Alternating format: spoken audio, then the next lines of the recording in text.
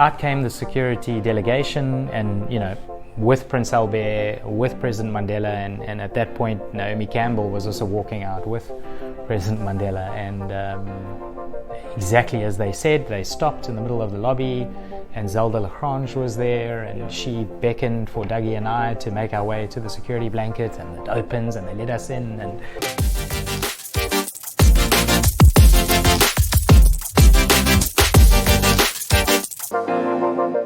welcome back to Season 2 of the Business Culture Podcast, a platform to learn through the power of context and story.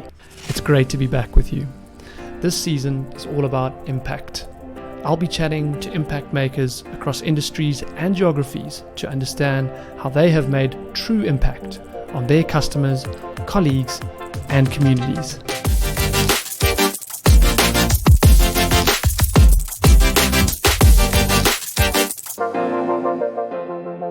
Our first guest for Season 2 is Brett Graham, Director of the Laureus Sport for Good Foundation in South Africa.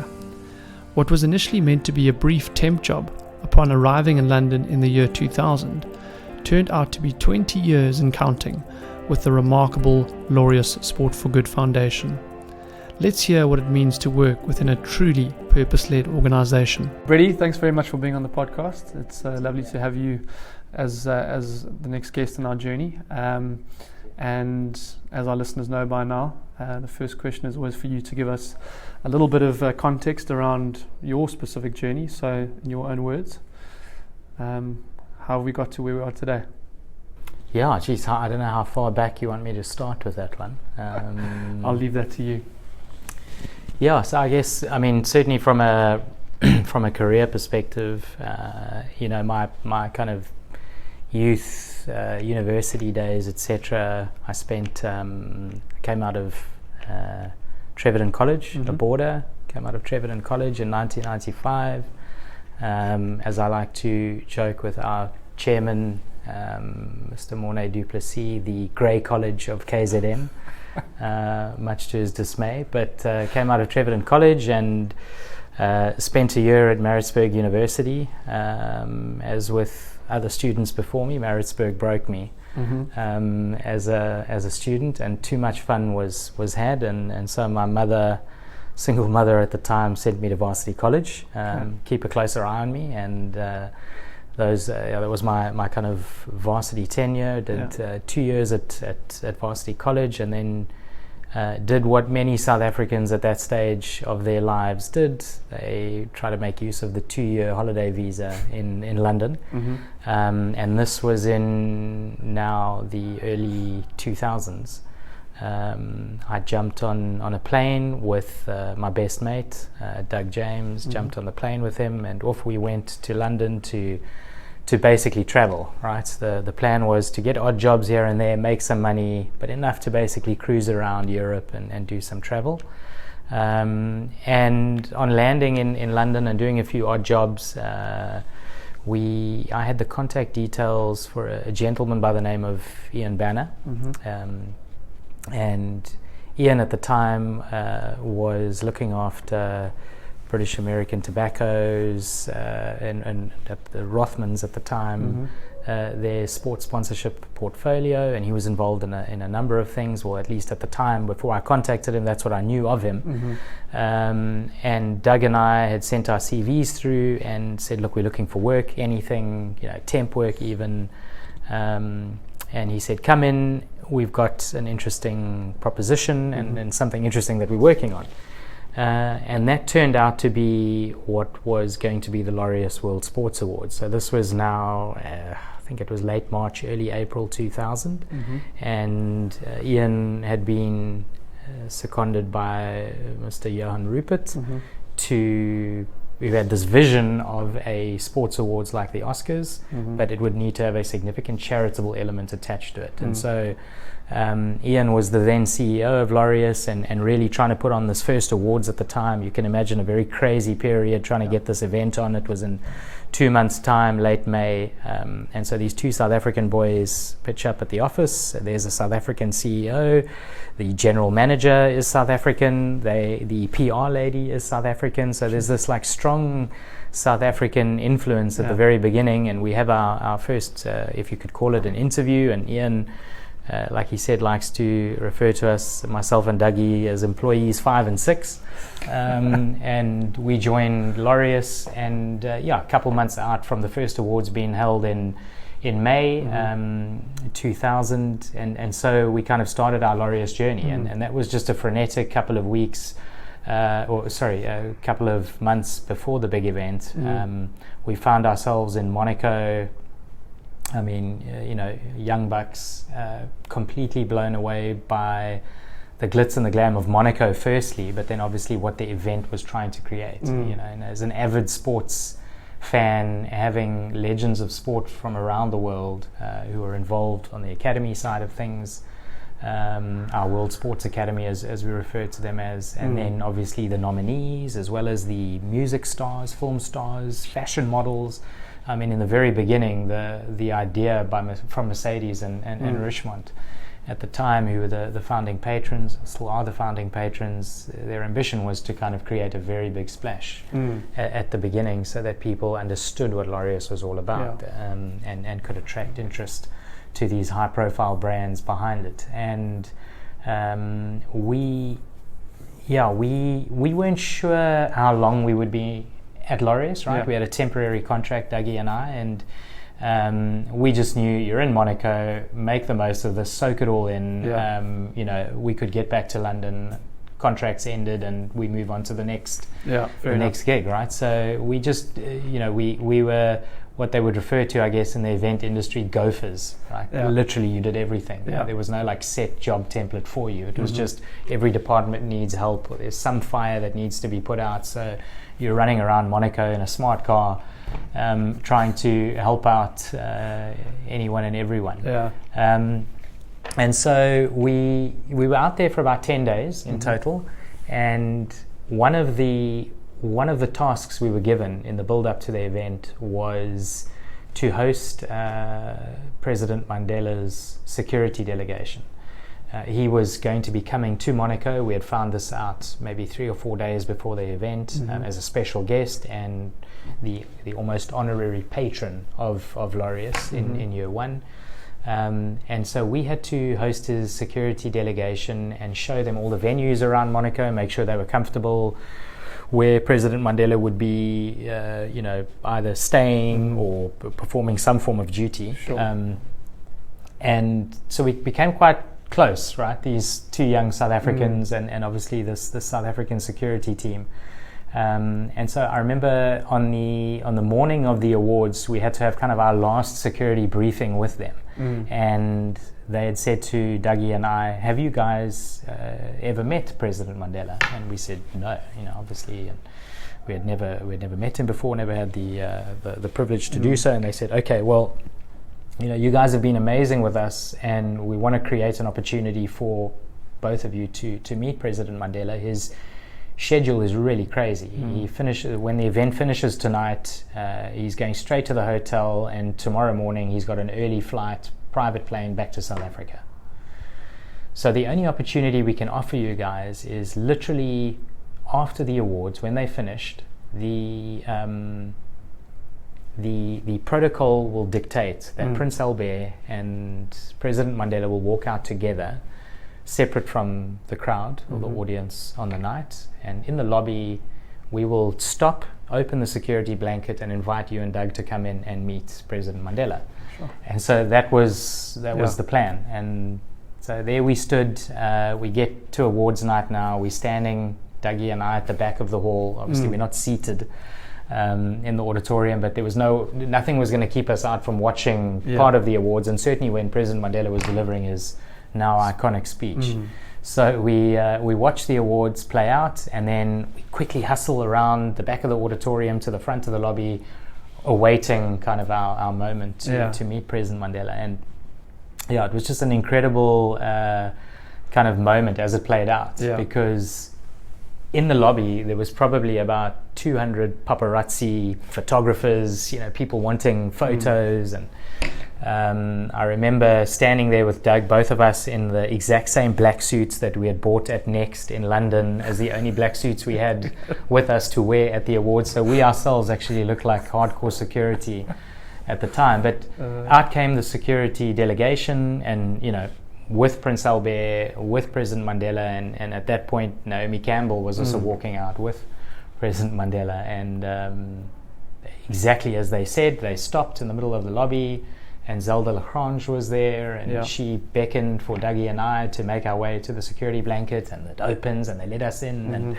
we start talking to President Mandela, and I'll never forget the kind of photography going on around the security blanket, these paparazzi taking all these photos, thinking, who is this that President Mandela has stopped to talk to? There must be someone significant, that he's gone to all this trouble. But anyway, we just stood there, and incredible conversation with him, saying, this is the start of something special. This is a great organization. I believe you guys have just started at Laureus. Don't forget your roots. We need young people back in our country, building our country. So learn what you can here, but make sure you come back into the country and inject that, inject that back into the Republic, as he said. And we stood there, we chatted to him, and then they let us out again, and off he went. And as soon as that kind of security delegation left, we had about 20, 30 people around us, media, right? What are your names? Who are you? Because obviously they've now taken photos. And they're looking to allocate a credit to this. So we just answered, obviously, very honestly and truthfully, and you could see the look of disappointment on their faces. Very bored with what we had, with what we were telling them. But I think for Dougie and I at that time, and I guess the story is important that I'm referencing Doug in all of this as well, because now 20 years later, both of us are still involved at Laureus.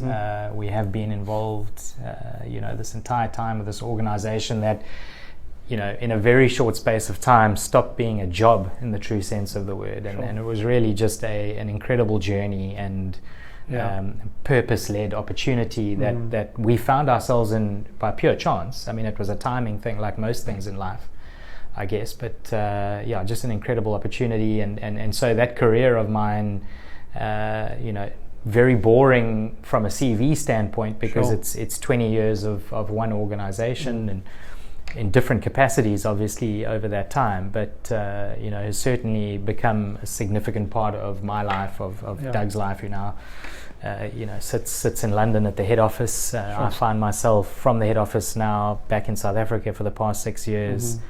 Fortunate to be the director of the foundation here in South Africa, but so that's really the journey into the career, and obviously it's been a fairly long one, a long stint at Laureus. That's incredible, Brady. I have an immediate question just off the back of what you just said in terms of being a purpose-led organization, because I think a lot of companies these days are trying to promote themselves as purpose-led in different ways and forms. What for you, you've kind of seen it in the flesh, but what for you differentiates, and how did you feel that Laureus was really a purpose-led organization? Is there anything that sort of sticks in your mind, or any way that you would define the difference between like a purpose-led environment versus something that's really just out there to make a profit? Yeah, so I'd say from the outset, and from day one at Laureus, the thinking around the business model, if I could call it at that point. Obviously for many people it is an incredible communications platform, and certainly that was obviously an objective in the beginning, between two significant companies, that this communications platform, the awards that brings sportsmen and women from around the world together to celebrate excellence in any given calendar year, that this was a phenomenal opportunity anyway. But I think Mr. Rupert's plan from the beginning was, it's amazing to have that platform, but what are we doing with that platform? It can't just be an award show for the sake of an award show. So there needed to be a purpose. From day one, there needed to be a purpose. And that purpose was by name, the Sport for Good Foundation. Okay. You know, what we know now is the Laureus Sport for Good movement. And that was integral to the business plan from the very beginning. And whilst we had a plan, and even by the first awards, we had, I think at the time, 3 programs in mind where sport was being used to effect change in those communities. You know, the one was in Kenya, the one was in Germany, and the one was in it was a midnight basketball league in Virginia in the USA. And we had started off in year 1 with those 3 programs. And so, as I say, there was a concept of what we should do, and the concept of sport for good was there. But until Madiba actually stood up on that stage in front of an incredible array of athletes and personalities and politicians, princes, and basically set the tone for what would become our ethos for the next 20 years. It was, in a way, from an experience that he had garnered from 95, but also visionary in many respects, because he was, you know, he said it very clearly that there is an ability. There is an ability for sport to break down barriers, to unite, to talk to youth in a language that they understand specifically, more so than any government, more so than politicians, you know. Absolutely. And so the kind of task was set for us there. The bar was set by Madiba to say, you guys have got this ability, not just you, the management and the organization, but you, those athletes that are standing on stage, you know, the academy, the initial academy members, the Boris Beckers, Sean Fitzpatrick, Mornay Duplessis, etc. These guys had a responsibility to take this forward. And so I think once those words were uttered by somebody as significant as Madiba, it really bonded that group of athletes, and firstly led Laureus to being very much an athlete-led organization in the beginning, which meant that when you've got such a strong an important and strong volunteer base, right, in terms of these athletes giving their time, it paved the way for us to be able to do things that many organizations in our space couldn't do.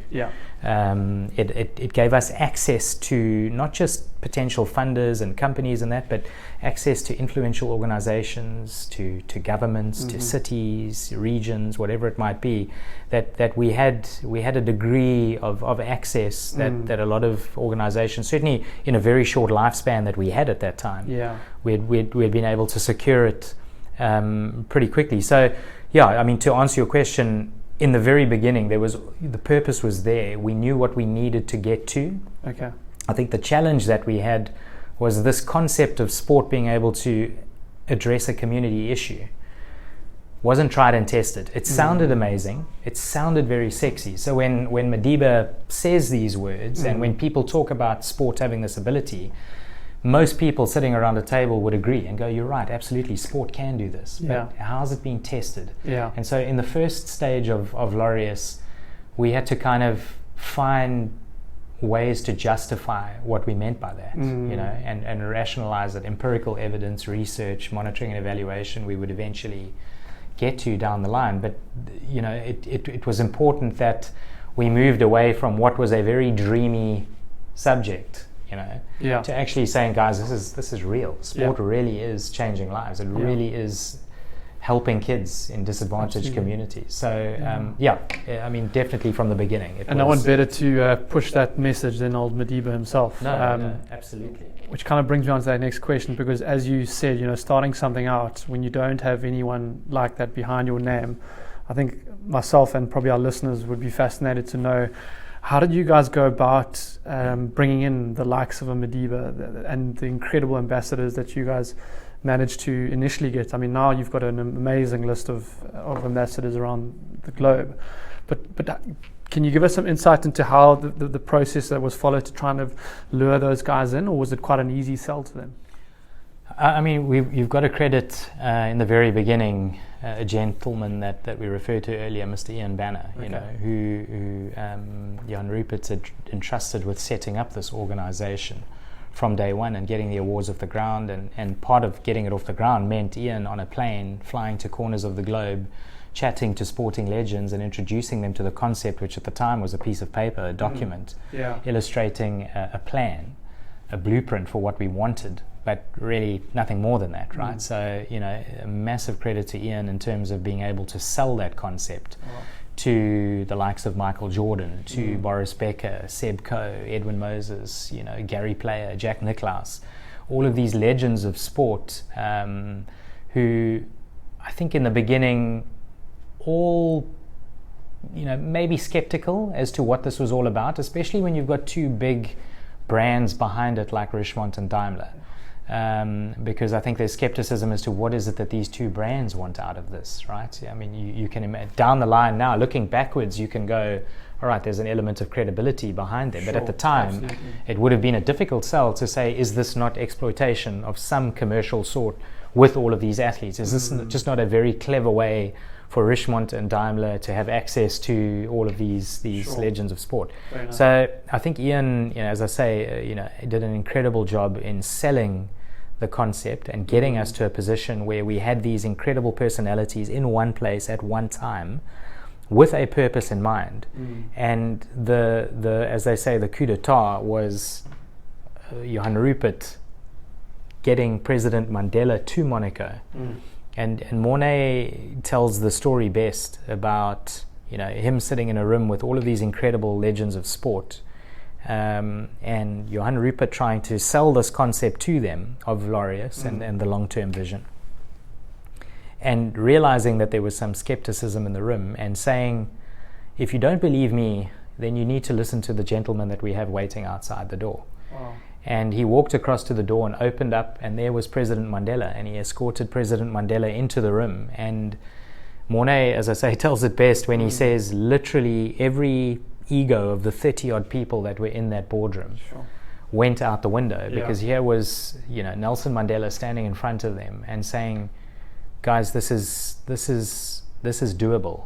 What you guys are all able to achieve as a collective is far more powerful than anything else that we could do as governments, nation builders, wherever. So I think that really was intrinsically important to selling the concept to these people, that this was a message that came through from Nelson Mandela himself to them in private, and then later that evening on stage, when obviously, as I say, he gave that iconic speech about sports ability, to change the world. And I think that was the selling point right there. I think once you had convinced that 30, that the traction, the momentum just built from there, because they realized that this was far greater than just an award show at the end of the day.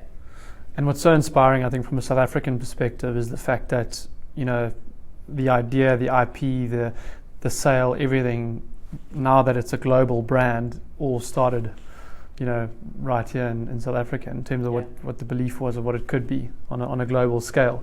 I don't think, I'm assuming, but I don't think a lot of people know that about Laureus and the fact and the roots that it actually has from a South African perspective. I mean, it's seen now as a global presence, but it's, it started very much, within these borders, which is amazing. No, it's strong roots to South Africa. Our podcast is all about building cultures, and what I find so inspirational about the Laureus story is kind of, in a slightly different sense, you guys have built an amazing culture over your last 20 years within that business. And I don't think it's easy to build a culture within a business. I think there's a lot of boxes that need to be ticked and challenges. And one of the questions we always like to ask our guests is, if you look back and you reflect on those 20 years, what are some of the moments where, if you do reflect, you think that was a serious learning exercise, or that was, quite a tough thing to overcome? Are there any of those kinds of experiences or memories that you can share? Yeah, look, I think when you're working in an organization that is, outside of just what the foundation's work is, if you're working in an event space, and I'm not, by no means am I including us in the likes of an Olympics or a Football World Cup or whatever from an event standpoint, but when you're hosting a World Sports Awards, which does integrate governments, cities, stakeholders, brands, personalities. Like Laureus does. I mean, sure, there's always stressful moments. There's putting in awards together when you've only been given the go 6 weeks before in Russia, working in Russia for the first time and being part of a team that delivers an awards there, working in China. There's so many different cultural elements that come into the mix when you're dealing in these different environments. So there's always, if I could say, event stresses where you kind of get to the end of it and you go, that was close. Like you're flying by the seat of your pants in some respects. But I mean, obviously there's also been growth moments, for the organization over the years.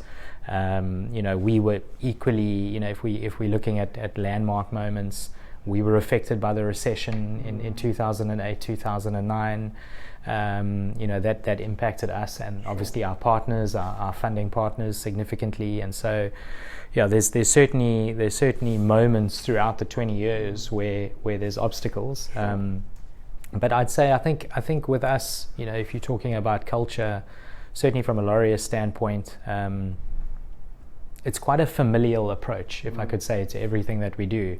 It's the team is generally a small team. I mean, all things considered, it's you're talking about 40 people full time in London, running the entire global operation. Here in South Africa, I've got a team of 7 that works with me, that delivers kind of all the mandate for Laureus in South Africa.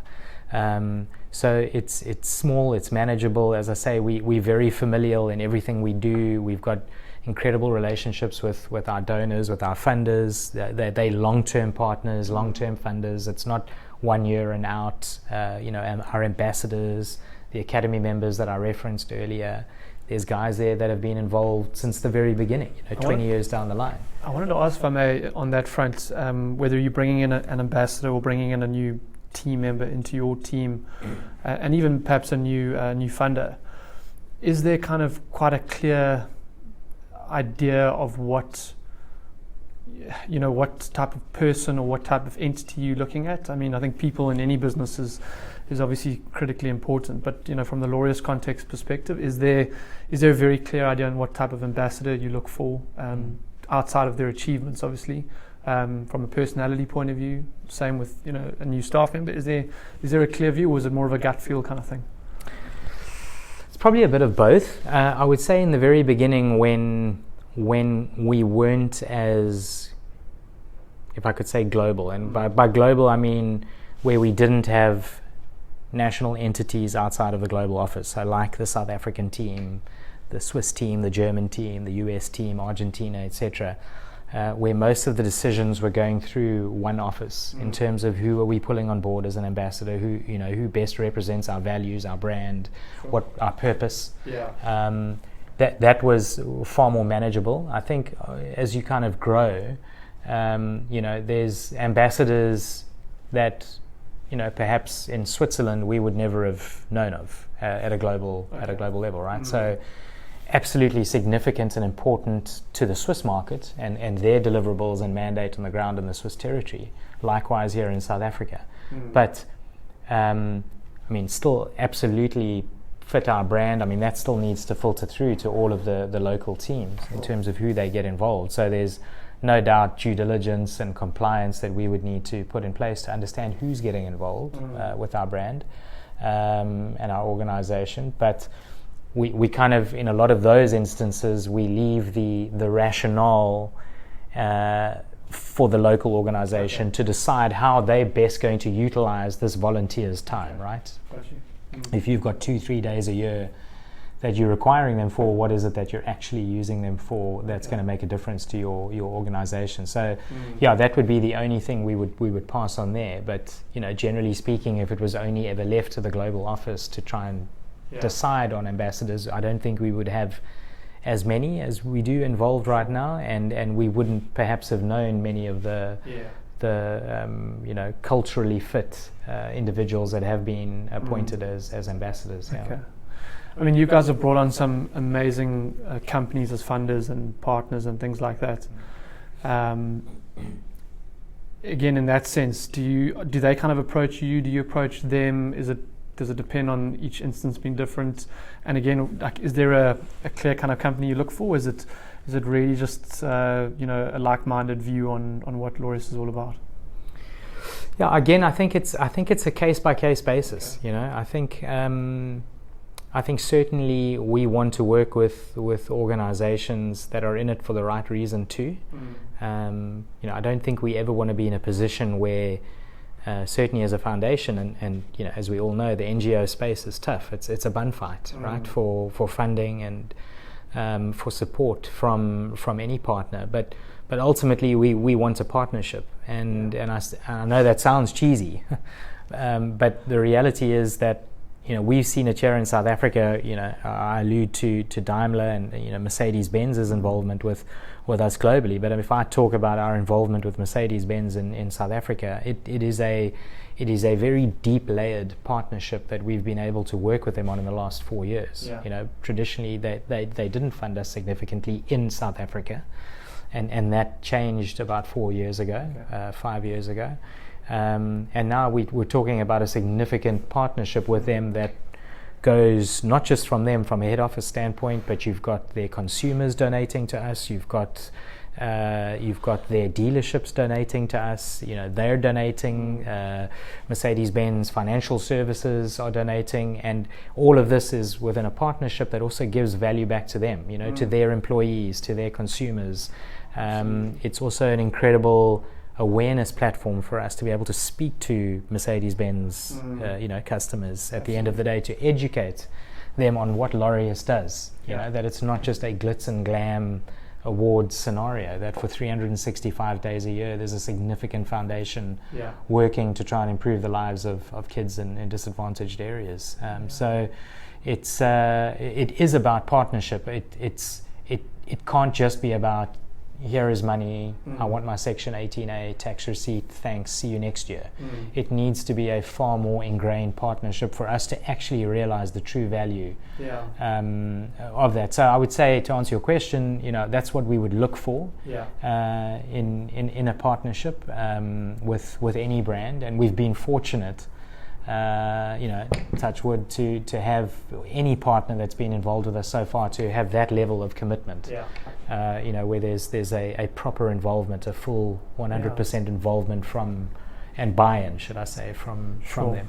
I think you and your team have been exceptional at just the fundamentals of building a relationship. I think obviously impact is one of the things that Laureus have done amazingly well in terms of whether it be the YES program or all the other different programs you guys are associated with. But at the end of the day, I think that impact obviously speaks volumes to why guys stick around, and also how they've contributed. As you've said earlier, you've been with the organisation for 20 years. Is that right? Yeah. You don't find often individuals these days sticking around in one entity for that long. I know you said in the beginning one element was the purpose behind it.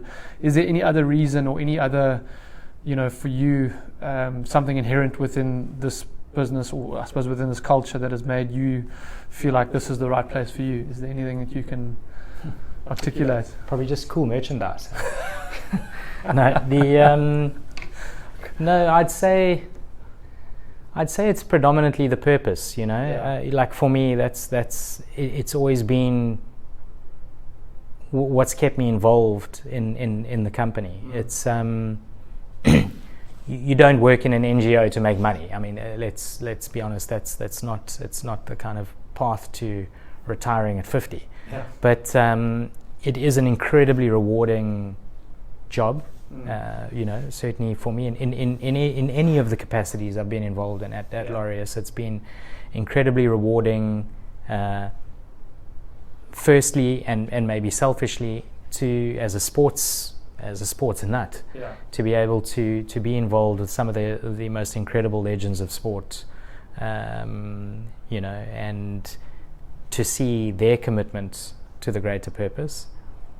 But even more so than to actually see, you alluded to impact earlier, but actually to see the impact of what it is that we're doing, right? So, from fundraising to marketing to the on the foundation side, the monitoring and evaluation, grant making, program management. All of this happens on a day-to-day basis, but when we get out onto the ground to the programs who are at the coalface, who are the ones delivering on the ground in adverse conditions, and you're seeing the impact that that's having in communities, and especially when you're involved for as long as I've been, to see a beneficiary that was 11 years old then leave at age 18 and move on to the YES program and spend a couple of years in our youth program, and then they actually employed by the program, and now we've got the most incredible story in Durban where Nasipi, who's been through this entire kind of pathway that I've just described, is now the executive director of Peace Players South Africa, an international NGO that has a site in Durban, right? So you have these incredible stories, and you are thankful that you've been able to play a role in somebody seeing that pathway play out in their own lives. And there's more. We don't have the time now to sit through all of them, but it's just incredible seeing what can be done, with a little bit of application and a little bit of resource and intent. It's incredible what we can actually do fairly efficiently and fairly cost effectively, especially in South Africa. And so, I mean, that's really the driving force behind, why people like me, and there's a few others who've been involved with the organization for so long, I think are still here. That's you can't buy that in another job. I think that meaning is worth more than any form of currency. You part of, or you going on to the next step now in your Laureus journey. Talk to us a little bit about what that next chapter holds for Brady in terms of the next step. So I'm recently stepped down from my role as executive director of the South African Foundation, the South African chapter of the Laureus Sport for Good Foundation, and I will be rejoining my colleagues in London as part of the global team. It's a new role that has been designed by a relatively new CEO of our Sport for Good Foundation, Adam Fraser. And Adam has effectively asked me to look after, be the director of strategy and operations for the global team. And really what that means is for me to look at innovative ways that we as a foundation can work globally moving forward. Part of that role will be overseeing this national foundation framework that I've been speaking about. We've got 7 offices in total around the world where they look after their own market territories. So it's managing that relationship from a global standpoint, looking at ways, and this is fairly exciting for me, but looking at ways as to how sport can play a role in climate change, environmental awareness. How does the sport industry, how does sport in general, and certainly with the assets we have, how do we play a role in addressing climate change? So that's a strategy that sits on my desk to kind of look forward to. And then obviously, the usual, certainly what I was kind of managing here in South Africa, but looking after some of our kind of corporate partners in the foundation space and managing those relationships. So very exciting role. Bittersweet in many respects, because obviously South Africa is close to my heart, and we've got an incredible team here in South Africa that I've worked closely with over the last 6 years, and so leaving a team is never easy. It's not one of those scenarios where you're leaving a company or an organization because you've had enough and you're tired and you're bored or whatever and you just want to kick on. It's more the excitement and prospect of what lies ahead that takes me to London, rather than being a grumpy South African that wants to leave the country. As I say, very bittersweet. I'll fortunately have touch points with the team still in my new role, but equally excited to be starting with a new set of colleagues in London and seeing what we can do on a more global level, using sport to tackle some of these social issues. And not leaving South Africa, huh? No. Well, we're going to be commuting for a while, as I said to you earlier. I think there may be less travel to begin with because of coronavirus, but I think my family would probably welcome that Yeah. I'm not commuting too much. But the plan is to commute for a while, and we'll get to a position, I think, later in the year to decide how that's working out, and go from there. So this question wasn't on our initial list, but I felt like I needed to ask question. it. Yeah, see how you go. You spent a large amount of time in one organization, from that first day that you arrived at Monaco to now. What are some of the biggest growth points and lessons for you as an individual? If you take yourself as an individual on that first day at Monaco to Brady right now, what's changed? How have you evolved as a person? Sure. I mean, the short answer is significantly. I think, and that more than anything is probably just age as well, if that makes sense. I mean, it's when you're 23 years old, and you're traveling, and pretty much your first gig on your trip is Laureus, the very first Laureus Awards, and you're driving a smart car around literally the F.1 track in Monaco, and you're standing at a Monte Carlo Bay poolside party where Boy George is the DJ and Mila Jovovich is dancing on the dance floor next to you, sporting heroes, I mean, you name it. You start at that point, and I still recall actually saying to Doug at the time in Monaco that it's pretty much downhill from here. Like, we're never going to top this. Like, let's be honest, we're never ever going to top that night. And so I think there's an appreciation of I think the Brett and Doug that arrived in London, and with our kind of intentions of what we wanted to do, travel, work in bars, waiter, do what we needed to do to have a paycheck to allow us to travel for a month or two. Once we found Laureus, and that was fortunately or unfortunately in the very beginning of our plans, I think we realized there was something special at play here, right? That this was something that, if we played our cards right and they kept us on, and we didn't discredit them at the poolside party in Monaco, that it could be something pretty special to be a part of, if this organization continues. And I suppose in many respects we hedged our bets there, where we said, okay, well, let's give it a shot. Like, I know we came here to travel, but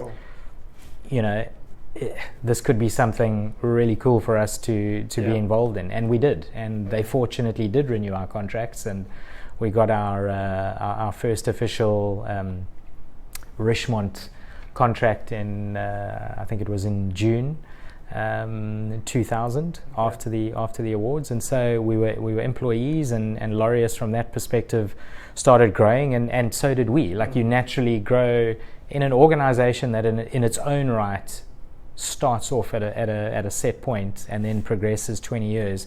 You're going to grow with that organization, and there were significant learnings about, it's in effect a startup and looking for funding, and the foundation growing and finding its feet. We moved in the space of 5 years. We moved from being an awards that had a charitable initiative to a charitable initiative that had an awards. The role shifted significantly. And I think, as I say, with us, our entire growth mindset took place through those 20 years. The learnings, the different capacities. There isn't. I can't say that there was one point where there was just a significant learning and growth. It literally was, absolutely, like along the way. That was just one pathway that was just up for us. I think just looking at it from the outside in, the one thing I've always noticed about the way you go about certain things is you're very conscious about relationships. You're very conscious about sticking to what you say you're going to do, and I think the importance of that in terms of building long-term relationships is often the things that we forget. So I think that's intrinsic to a lot of the people that work within Laureus. So I don't think it's any secret or surprise to people why you guys have built such a strong global brand, because it's one thing the names behind it, but I think it's those human connections that often play the biggest role. I think that's, I think if anyone externally had to come in to analyze, how we work, that would certainly be first and foremost what we would want to pride ourselves on, only because the entire organization revolves around relationships. So, and I'm talking about relationships between us and the programs we fund from a foundation standpoint, our relationship with funders. I mean, there's not many other properties, sporting related properties in the world that can reflect on 20 years of a partnership with two significant brands. If we're talking Richemont and Daimler. If I look in South Africa, the first 13 years of the South African Foundation's existence was funded by Discovery. So Discovery Health for 13 years were a funding partner, sponsor, for want of a better word, of Laureus in South Africa, right? So I think there's a history there of long-term partnerships, and so I think that would speak to how we engage and how we work with partners. And I think then probably the most critical relationship asset base that we have is our ambassadors and the Academy members. These are, in effect, between the Academy members and the ambassadors, almost 250 personalities that are involved as volunteers, out and out volunteers. So again, let's reference other organizations and brands that would want time from these people. It's an exceptional amount of time and value that these guys are giving to Laureus on a voluntary basis. And so it's incredibly important that firstly we never exploit that. So obviously we've got commercial partners involved with us, but it's important we don't exploit that relationship with them, and also just as important that we involve them in everything that we do. It's not a case of just telling an ambassador every month this is what we're doing, keeping them up to date, using them as and when sees fit. They need to feel as though they're part of something as well. And what's helped over the years, I think, is having the personalities like the Sean Fitzpatricks, the Mornay Duplessis, the Boris Beckers, the Michael Johnsons, who are able to pass on that level of trust to incoming ambassadors or Academy members, to be able to say, guys, I've been with this organization for 15 years, you can't go wrong. This is what they do, this is what they don't do. There's that level of trust, I think, is kind of embedded in the incoming ambassador, and they see that really as the familial approach that I referenced earlier, that's how we operate. So I mean, it's without those relationships, Laureus as an entity collapses. It doesn't function the way it should without managing those relationships and valuing them, I guess, ultimately. I wonder what's more sought after, an invite to the Masters or an invite to be a Laureus ambassador. It must be neck and neck at this stage, depending on what sporting code you like, I suppose. Look, I mean, I think I think you see it when you go to things like the awards or any of the events that we're able to have that brings these personalities together. People forget that, whilst Lewis Hamilton is obviously passionate about Formula One and he does what he does, that he has other interests too, sporting interests. And so he's going to find Sia Kolisi and the endeavor of the South African team, recently, like we saw at the awards in Berlin a few weeks ago. He's going to find that fascinating. And he's going to walk up to Sia, and Lewis Hamilton's going to ask Sia for a selfie, right? That's the beauty of what Laureus does in that respect. That only happens at a Laureus type event. Because there's just, the sport has this ability to bring people together, and I'm not just talking about obviously our focal area, which is disadvantaged communities and benefiting them, but you're talking about businessmen, high net worth individuals, sportsmen, businessmen, whatever it might be. They get into a room, and sport is the common denominator. There's a conversation, there's a topic, there's you chuck these guys where they might be a little frigid and aloof in a boardroom scenario, just talking, but put them on a football court with a football in the middle, and all of a sudden, those walls come down and people engage and they chat and they things happen.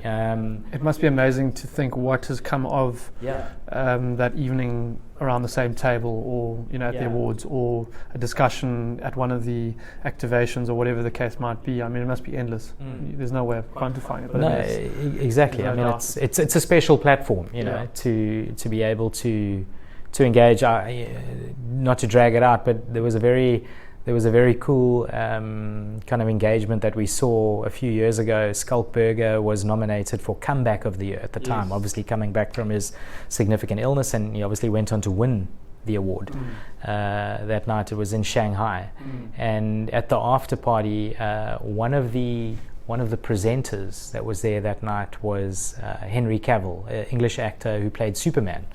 Obviously, and The Man of Steel, I think the movie was that he was in, and Henry was an avid rugby fan, like a rugby nut. Played rugby at school, absolutely loved rugby, and here was this kind of Hollywood star at the after party who was like completely in awe of Skulkberger. Loved rugby, knew Skulk's story, watched Skulk play rugby, and was just blown away by Skulk, and couldn't get enough in terms of spending time with Skulk and chatting to Skulk and what have you. So again, just another, it's an interesting dynamic that plays out in that space. Yeah, there's benefit both ways, which is amazing. For the interest perspective, which is awesome. Yeah. I'm going to change this question slightly, considering how well travelled you've been fortunate to be over the last 20 years. We always ask if you had to be able to visit one restaurant for the rest of your life, what would that be? But I do know that you spent a significant amount of time also in St. Andrews. So this is going to be a two-part question. The one is, as it normally is, which is your one restaurant that if you had to visit, which would it be? And the second part is the favourite bar that you've visited in St. Andrews during your time at the Dynamics. When I think my favorite restaurant, and by no means as we would say in South Africa, a Lani restaurant or anything exclusive like that. But when we would work in Monaco, so when I was working on the implementation side of things at the awards, we'd be out there like 6 weeks at a time, right? So you're living in a flat and you're working on kind of setup of the event. And there was a number of they would refer to them as the local people in Monaco are Monegasque, right? Yeah. That's what they would be referred to. So the local Monegasque people that were part of the team, and so they would kind of host us, go here, do this, do that, go to this restaurant. And there was two ladies that worked with us, and they were Italian, right? Italian, living in Monaco, Monegasque, but Italian. And Monaco is just on the one border is France and the other border is Italy. And we would cross over, and they took us to an amazing little restaurant, literally just across the border into Italy, and it was called Basta Pasta, right? But it was that kind of quintessential old school Italian restaurant where the Italian mama would come out, and she's loud and jovial, and she could never push enough food down your throat. And what they would do, like you would order some food for the table. They wouldn't bring out plates of food, like Rob, here's your spaghetti bolognese, Brett, here's your Alfredo.